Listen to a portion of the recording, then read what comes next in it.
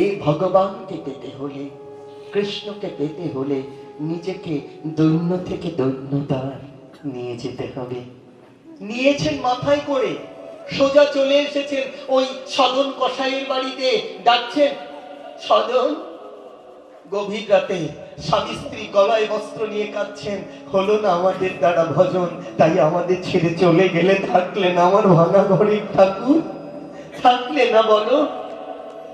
হঠাৎ যখন দরজায় ডাক এলো, সদন, সদন কে? আবার ডাকলেন, সদন, দেখো দেখো আমাদের পুরোহিত মশাই এসছে, চলো বাইরে চলো। দৌড়ে দুজনে গিয়ে প্রণাম করতে গেলেন। বললেন, না সদন, না, সারা জনম আমাকে প্রণাম করেছিস, আমি সারা জনম কুলো পুরোহিত ছিলাম, আজকে তুই আমার প্রণাম গ্রহণ কর। আমি বুঝতে পারিনি তোর চরণের কাছে ভগবান দাঁড়িয়ে আছে, ওই চরণ দুখানি আমার পক্ষে দান কর।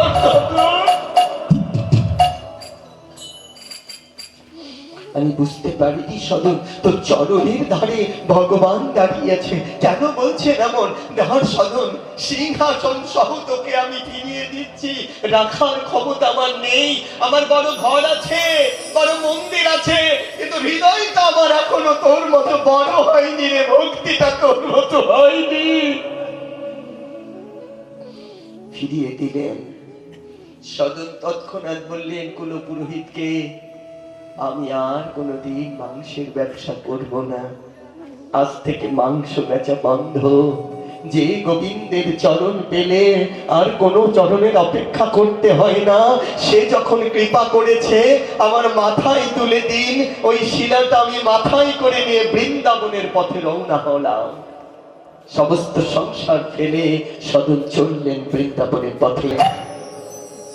যেতে পথে দেখলেন কিছু লোক, তারাও বৃন্দাবন যাচ্ছে। সদন তো বৃন্দাবন চেনে না, গিয়ে বললো, তোমরা আমায় একটু বৃন্দাবনের পথে নিয়ে যাবে। তাকিয়ে দেখছে সবাই, আরে এই মাংস বিক্রেতা না, কেউ না কেউ তো চিনে না, আর মাংস বিক্রেতা। হঠাৎ করে কিছু বৈষ্ণব বলে বসলেন, তোমার এই পথ দিয়ে যাওয়া হবে না,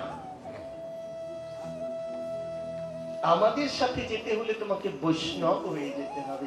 তুমি তো কসাই, ছোট জাতি, তোমার এই পথের অধিকার নাই, তুমি এই পথ দিয়ে যেতে পারবে না। তোমার পথ হচ্ছে এই পথের বাইরে যে মাঠের খাত গিরি, এই দিক দিয়ে যাবে। সদন কসাই ওই পথ দিয়ে ছুটতে শুরু করলেন, মুখে কিন্তু কৃষ্ণ নাম অহর্নিশি রইল। সদন কসাই ছুটছেন, চলছেন সদন কসাই। যেতে যেতে যেতে যেতে খুব ক্লান্ত, খুবই ক্লান্ত। একটা বটের ছায়ায় বসে সদন কসাই তার শুকনো চির খাবেন। হঠাৎ করে দেখলেন একটা পুকুরের ওপারে খুবই সুন্দরী একজন মা এসে স্নান করছেন। সদন কসাই এই দিকে না তাকিয়ে এই দিক ঘুরে বসলেন। ওই মাটা দেখে সদন কসাইয়ের প্রতি লোভ হলো। চলে এলেন মাটা, এসে বলছেন, আপনি এত কষ্ট করে শুকনো খাবার কেন খাচ্ছেন? আমার সঙ্গে চলুন, আমার ঘরে গেলে আপনাকে একটু ভালো খাবার দিতে চাই। বলছে, না না, আমি কারো বাড়ি যাবো না, আমি কারো বাড়ি যাই না। যাবেন না? একজন বৈষ্ণব আপনি, আপনি আমাকে কৃপা করবেন না? সদন কসাই তার অনুরোধে সেই বাড়িতে গেলেন। বাড়িতে যাওয়ার পরে বলছেন, শুনুন, আপনি এসেছেন, আপনাকে সমস্ত ব্যবস্থা করে দেব, কিন্তু আপনার কাছে আমার একটা অনুরোধ। বলে, কি? আমাকে আপনার বিয়ে করতে হবে। বলে, কি বলছেন আপনি? আপনি তো কারো বধূ, আপনি কারো ঘরণী, আর আমারও স্ত্রী আছে, আমারও সন্তান আছে, আমি কেন আপনাকে বিয়ে করব? বলে, আপনি বিয়ে করবেন না কেন? বলে, আপনি কারো ঘরেনি। বলে, আমি কারো ঘরণী বলে যদি বিয়ে না করেন, এখনই ব্যবস্থা করছি। তিনি ঘরে গেলেন, তার স্বামীকে নিজে হাতে চাকু দিয়ে খুন করলেন। সর্বগায়ে রক্তাক্ত এসে সামনে দাঁড়ালেন, আমি আমি আমার স্বামীকে খুন করে ফেলেছি, আপনি এবার আমায় বিয়ে করুন। বলে, আমি তো আপনাকে এটা বলিনি, আমি করতে পারবো না। যে কথা বললেন, তিনি বললেন, আমি চিৎকার করে লোক জড়ো করবো, আপনি আমার স্বামীকে হত্যা করেছেন। সদন কসাই শুধু বিষ্ণু শিলার দিকে তাকিয়ে বলছেন, তুমি যা করো তাতেই করলেন, আমার কোনো কিছু দুঃখ নেই, তুমি যা করো তাতেই করলেন। বউটা চিৎকার করে লোক জড়ো করলেন, আমার স্বামীকে উনি খুন করেছেন, আমি ওনার কুপ্রস্তাবে রাজি হইনি বলে। একবারও ভগবানকে বললেন না, সদন কসাই এটা কি হচ্ছে, একবারও বললেন না। তিনি শুধু বললেন তোমার যাতে কল্যাণ হয়, তোমার যাতে ভালো হয় তুমি তাই করো, আমার কিচ্ছু বলেন নেই। নিয়ে গেলেন রাজার কাছে। রাজা হুকুম দিলেন, বলো তুমি খুন করেছো না, বলো তুমি ওখানে গিয়েছিলে। সদর কসাই তো সত্যি কথা বলে, সে বলল হ্যাঁ আমি গিয়েছিলাম। বলে ওর হাত দুটো কেটে ফেলো। সদর কসাই ওই বিষ্ণু শিলাটাকে কোথায় রাখবে, এক ভক্তের কাছে বলল আপনি একটু ধরুন। আর শুধু বলছে তাড়াতাড়ি করবেন, যা করবেন তাড়াতাড়ি, দেরি করবেন না, কারণ সকলেই চলে গেছে, আমি শুধু যাবার বাকি। সবাই পৌঁছে গেছে, সবাই পৌঁছে গেছে, আমি আগে জগন্নাথ দর্শন করব, তারপর বৃন্দাবন চলে যাব। সবাই পৌঁছে গেছে, আপনি তাড়াতাড়ি করুন। যখন হাত দুটোকে কাটছে তখন সদর কসাই শুধু বলছে হে মাধব, তোমার যা ভালো হয় তাই করো। একবারও মাধবকে বললেন না, একবারও রাজাকে বললেন না আমার হাত দুটো কাটবেন না। বললেন আপনার যা ভালো হয়, মাধব যা ভালো মনে করে তাই করবে। তিনি হাত দুটো কেটে দিলেন, হাত থেকে রক্ত পড়ছে, ছিটকে রক্ত পড়ছে, সকলে তাকিয়ে আছে, একটু কাঁদছে না। হঠাৎ দেখলো একটা চোখ থেকে জল পড়ছে। তুমি কাঁদছো? না। জল পড়ছে যে? বলে কেন জল পড়ছে জানো? বলে কেন? বলে সেই জগন্নাথের কাছে যেতে পারবো, কিন্তু হাত দুটো দিয়ে তাকে একটা ফুল দিতে পারবো না, হাত দুটো হারিয়ে ফেললাম। হাত দুটো দিয়ে তার চরণে একটা ফুল দিতে পারবো না, সেজন্য কাঁদছি। বলে একটু বেঁধে দেই। না না, আমার গায়ে যে উত্তরীয়টা আছে এটা আমার মাথায় বাঁধো, আর এই শিলাটাকে আমার মাথায় তুলে দাও, আমি তাড়াতাড়ি আমার জগন্নাথকে গিয়ে একটু দেখতে চাই। রাস্তায় ছুটছে, রক্ত পড়ছে, সবার কত চাওয়া, সদরের একটা চাওয়া, হে জগন্নাথ আমি যেন তোমায় না দেখে আমার প্রাণ পাখি না চলে যায়, আমি যেন শুধু গিয়ে একবার তোমাকে দর্শন করতে পারি।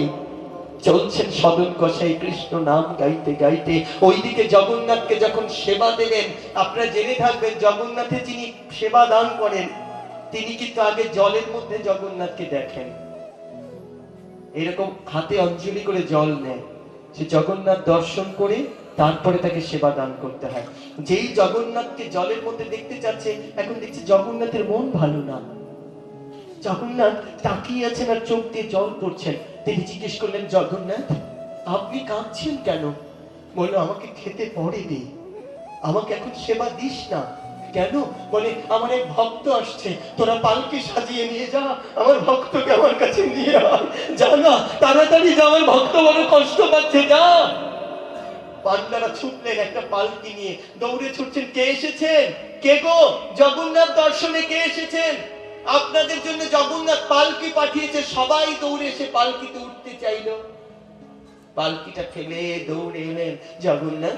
সবাই যে উঠতে চায়, বলে না, যার হাত দুটো নেই, হাত থেকে রক্ত পড়ছে, কাটা হাত, হা জগন্নাথ, হা জগন্নাথ বলতে বলতে দুটো হাত এরকম করতে করতে আসছে, সে আমার ভক্ত, হা জগন্নাথ, প্রেম সে একবার বলো জগন্নাথ কি।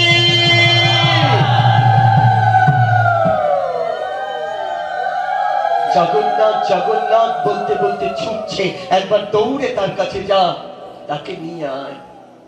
দৌড়ে গিয়ে দেখলেন হাত দুটো এইভাবে কাঁদছে। গিয়ে বলল মহারাজ। না না মহারাজ নই, আমি কসাই, আমি বৈষ্ণব নই, আমি কসাই। বলে জগন্নাথ আপনাকে নেবার জন্য দেখেন পালকি সাজিয়ে পাঠিয়েছে, একবার কৃপা করে আপনার ওই রাঙা চরণ দুখানি আমাদের পালকিতে তুলে দিন।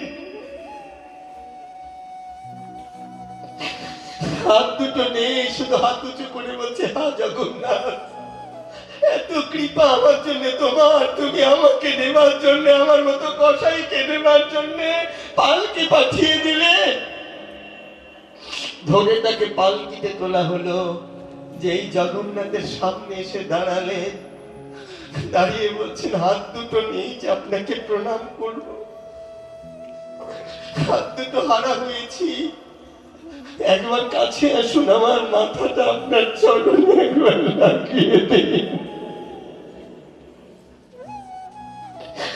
জগন্নাথ তার মূর্তি থেকে বেরিয়ে এসে কৃষ্ণ হয়ে, ত্রিভঙ্গ কানাই হয়ে জগন্নাথ সদনকে জড়িয়ে ধরে বলল, ভক্তের বক্ষ যে এত আনন্দময়, আমি যদি তোকে না ধরতাম কোনোদিন জানতেই পারতাম না।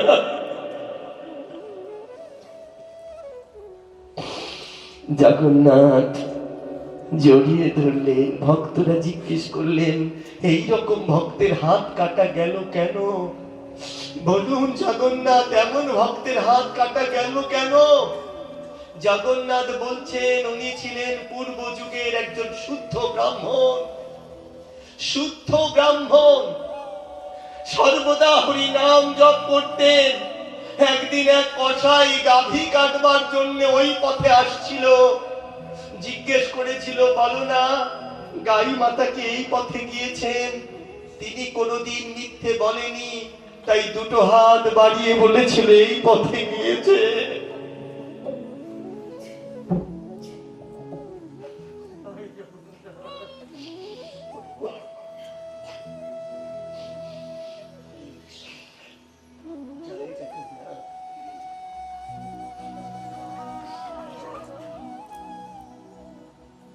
বলেছিল এই পথে গিয়েছে, তাই তার হাত দুটোকে কেটে ফেলা হলো। যে মা ওই হাতটা কাটলেন, যার কারণে হাত কাটা হলো, সেই ছিল পূর্ব জন্মের সেই গাভীটা। তিনি এই জন্মে ওই সুন্দরী নারীতে রূপান্তরিত হয়েছেন। আর যাকে ওই মা হত্যা করেছে সে ছিল ওই জন্মের কসাই। এই জন্মে তাই গাভীটা নিজের মৃত্যুর প্রতিশোধ নিলেন, নিজে হাতে হত্যা করলেন। জগন্নাথ দেবের সঙ্গে সদন কসাইয়ের মিলন হয়ে গেল।